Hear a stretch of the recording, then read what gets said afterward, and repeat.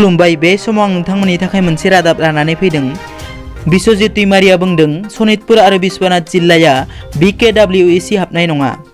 बर' Kasari welfare autonomous काउन्सिलनि सायाव MP Biswajit Daimaria मोनसे खेंफारथि होदों। जेरै दासान्दि बर' कसारी वेलफेयार अट'नमास काउन्सिलखौ लानानै माखासे जोंनि गेजेराव जालायनाय आरो बेनि सायाव बायदिसिना दान्थे बिदान्थे जाबाय थानायखौ सुबुं बिजोंनि गेजेरजों नोजोर गोग्लैबाय थादों। बेनि सायाव आं रोखायै बेखेवनानै होनो सानोदि आथिखालाव जायफोर बाथ्राफोरखौ लानानै WPTNBC बिफाननि मन्थ्रि बिथां आरो गुबुन गुबुन दैदेनगिरिफोरा बुंदों बेयो बिदि नङा। आथिखालाव आं गावनो बर' कसारी वेलफेयार अट'नमास काउन्सिल दाफुंनायनि खामानिफोराव UBPO आरो आसाम सरकारजों दंफायो। दानि अर्डिनेन्स होनो गोनां जा ड्राफ्ट बेखौ थांनाय 7 अक्ट'बरनि केबिनेटआव पास खालामनाय जादों। बेवहाय मानगोनां WPTNBC बिफाननि मन्थ्रिया बुंनाय बादियै सनितपुर आरो बिश्वनाथ जिल्लाया बर' कसारी वेलफेयार अट'नमास काउन्सिलाव हाबनायनि जेबो बाथ्रा गैया।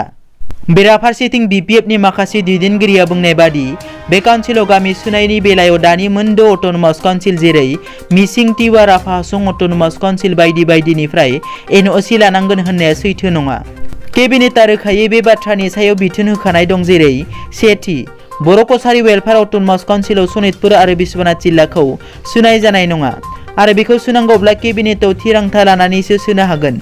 नैथि बर' कसारी वेलफेयार अट'नमास काउन्सिलाव बर' एबा गुबुन गुबुन ट्राइबेल हारिखौ सुनायनि बेलायाव बियो जुदि थाखानाय काउन्सिलनि सिङावब्ला बेफोरखौ बिसोरजों गिबियाव सावरायग्रोना सुनाय जागोन। थामथि बे आयेन बिफाना अर्डिनेन्सनि थाखाय हरनाय ड्राफ्टखौ गिबि मन्थ्रिनि गनायथि लानांगोन।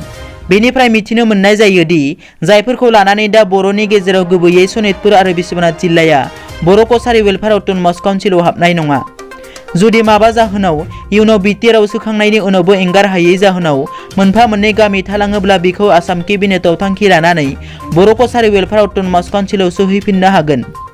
बर' कसारी वेलफेयार अट'नमास काउन्सिलाव सनितपुर आरो बिश्वनाथ जिल्लाखौ सोनायनि गोहोआ दा सोरबा आफाद सोरबा मन्थ्रि एबा WPTNBC बिफानहा गैलिया। जुदि बेनि सायाव थांखि लानांगौब्ला आसाम सरकारनि केबिनेटआवसो हासिगोन।